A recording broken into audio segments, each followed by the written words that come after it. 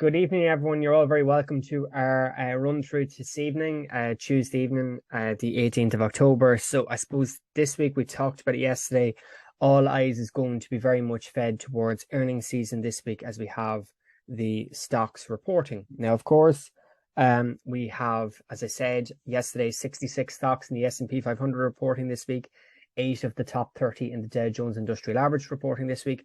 So we've got a massive array of stocks filtering through, not just this week, but over the next kind of 2-3 weeks or so in the broader sense of the markets. So I suppose looking at tonight's earnings after the closing bell, we have obviously Netflix, United Airlines, Interactive Brokers. We have a wide number of mainstream institutions that many of you would probably have heard of, none particular to exclude Netflix and United Airlines. So very much a case of watching the price action visibly this evening, evaluating the price action, and of course assessing earnings, because as we know, the corporate earnings affect the performance in these indices, and as a result then markets tend to move as a direct consequence. So this evening we have Netflix and United Airlines, as I said, Interactive Brokers and Pinnacle. If we go back out of this and look at tomorrow, the markets before tomorrow's actual open call, we can see that we have P&G, we have a number of other industries, obviously healthcare services group, Baker Hughes, obviously the oil sector, Northern Trust Financial. So we've got a wide range of sectors coming out tomorrow as well. So obviously we'll be keeping an eye on that over the next few weeks in the broader sense, as we said. So that then obviously brings us towards where we are for the next obviously couple of days, assessing the price action, and of course looking at the volatility that we had today. Of course, we had Goldman Sachs out today. We had Johnson & Johnson out today releasing earnings as well. I'm sure for those who have been following this very, very closely as well. So obviously this becomes ever more important when we look at the broader context of these markets. Now, as we look tonight's markets, broadly speaking, not really too much has happened in the broader sense. I think a lot of participants are very much kind of waiting to see what kind of develops out of these earnings reports to, I suppose, get on the right side of the fence, so to speak.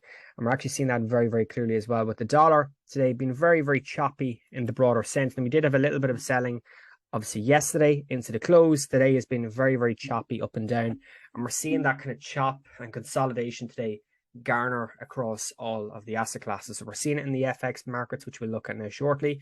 We are seeing it in the indices this evening, more particularly this afternoon since the US session open.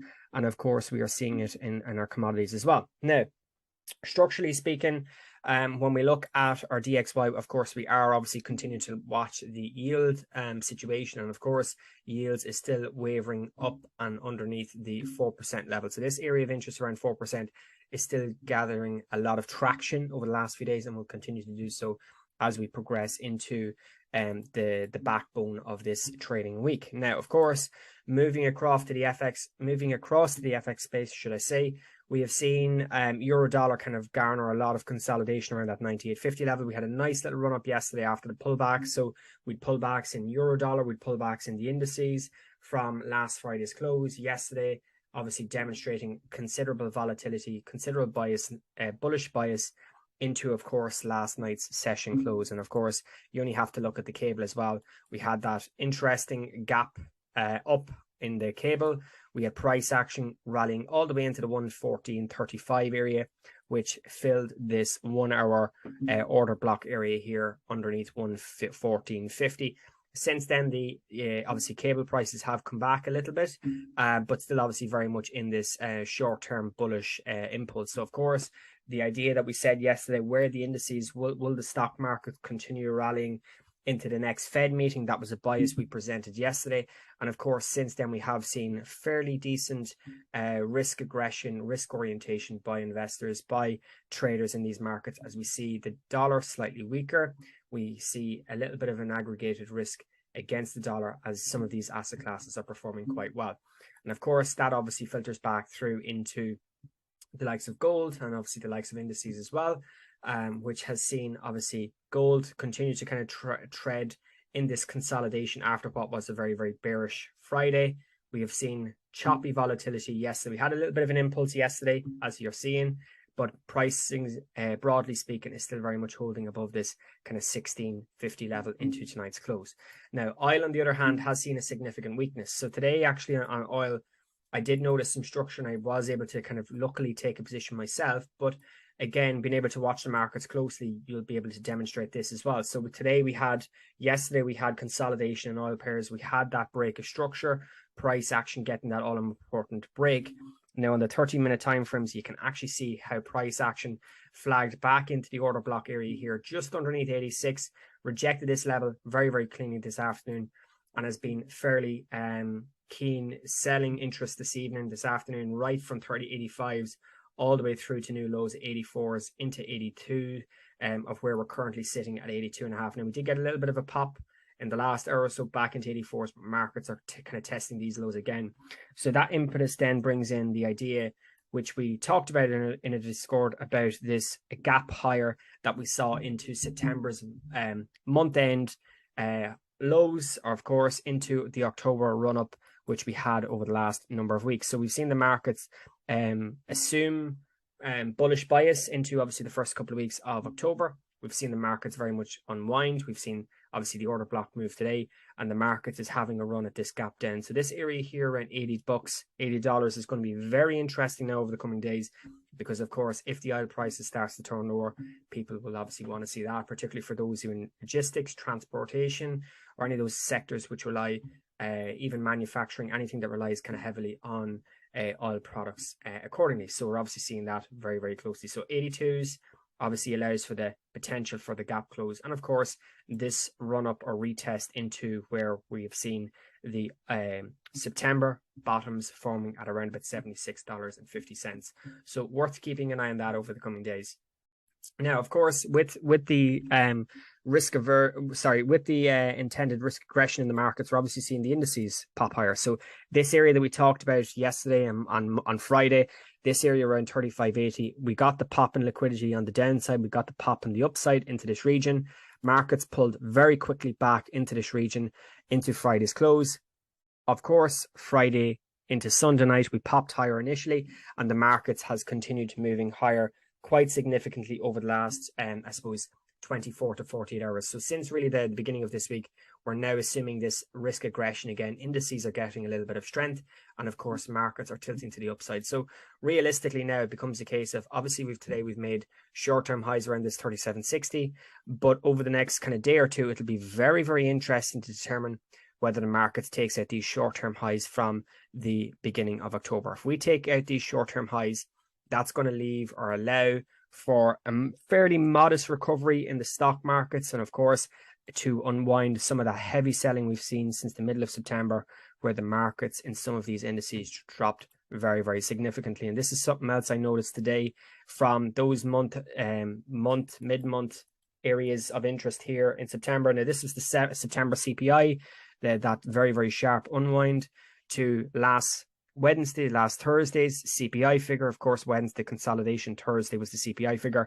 S&P dropped a mere modest 15%. So we're getting the volatility on both sides. Now it's a case of, can the markets take out this short-term high and continue gathering some upside bias in the next week or two, particularly into the Fed meeting, which of course, as we know it, is in the very, very early stages of November. So worth keeping a close eye on that. And again, similar scenario with all of these indices, okay? Similar scenario with the Nasdaq. Of course, we had that unwind. We had the structured break to the downside. We had the structured take to the upside, taking liquidity on both sides. We got that flag back down. Markets very, very quickly recovered initially today into almost 11,400. But again, we are some way away from those October areas of interest that we're kind of looking at here. More broadly speaking, as we can allude to, around this, 12.6 level. So that becomes, I suppose, the focal point that if the bias is to continue in the next few days, we should see the markets try and potentially get into this 11.6. Now, similarly, again, to the S&Ps, if you look at the CPI figure from September, which caused that massive, or was the fundamental catalyst for the news, you can see how the markets dropped a mere modest 18% over the last, month or so. So we've seen a fairly prominent decline to last Thursday's lows. Of course, we are rallying off those lows quite significantly since then. But of course, this area at 11.6 becomes the focal point. And then we have our areas above that around 11.9, 12,000 and 12.1, 12.2 being upside targets of interest if this bullish bias is to continue. And that, of course, then brings us lastly to the Dow Jones. So similarly enough with the Dow Jones, we've seen a very, very similar structure, very significant and clear selling, not just from the September highs, but of course from those August highs. Very, very clear bearish trending price action. We talked about the liquidity grab on Monday. We have now seen the price action. Unlike the S&Ps and unlike the Nasdaq, the Dow Jones has now taken the liquidity from those early October highs at around about 30,400. And since then, the Dow Jones did get an initial break, pull back to retest. We've got that second extension. We're now getting a double tap. Notice how the price action did try and fill the gap here from month end's close. Not quite, but very, very close.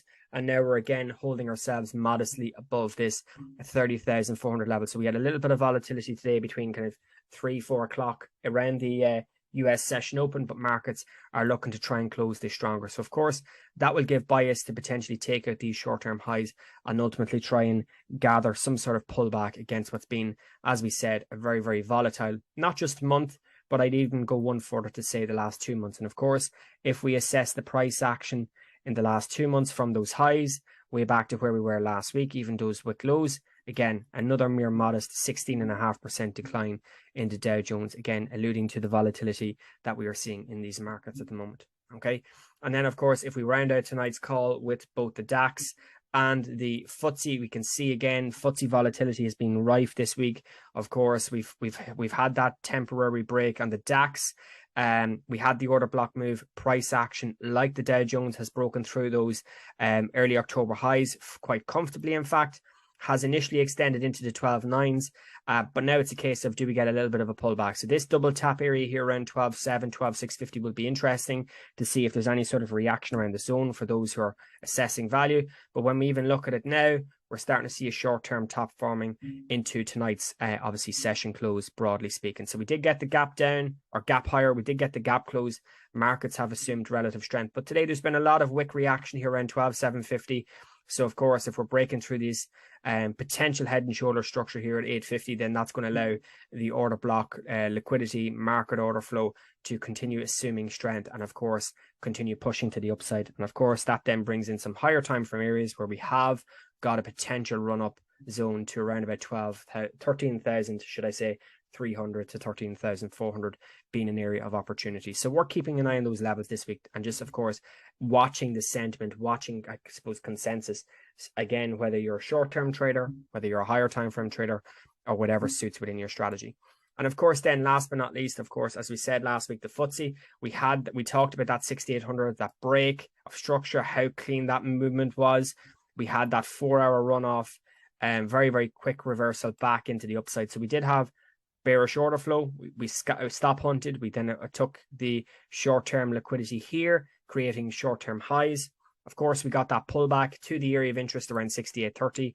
And then since then, the markets has assumed further control today. Now, we did get to 7,000 initially. We did reject the 7,000 handle, and we are kind of trading modestly between kind of 69.25 and 7,000 into, as I said, tonight's US session close. So worth keeping an eye on this. We did get a little bit of a pullback today. Gap close, of course, confirmed on the FTSE as well. So will that be a case of to now try and get this market continually pushing higher and, of course, have a run at this 71 level, 7,100 level, should I say, which, of course, was these October highs. So you're seeing the Dow Jones, the DAX break through those 6th of October market highs, the S&P, the Nasdaq, the FTSE 100 or the UK 100 is still yet to do that. So that obviously gives bias that maybe those laggards, those S&Ps, Nasdaq and FTSE can close this gap over the next few days.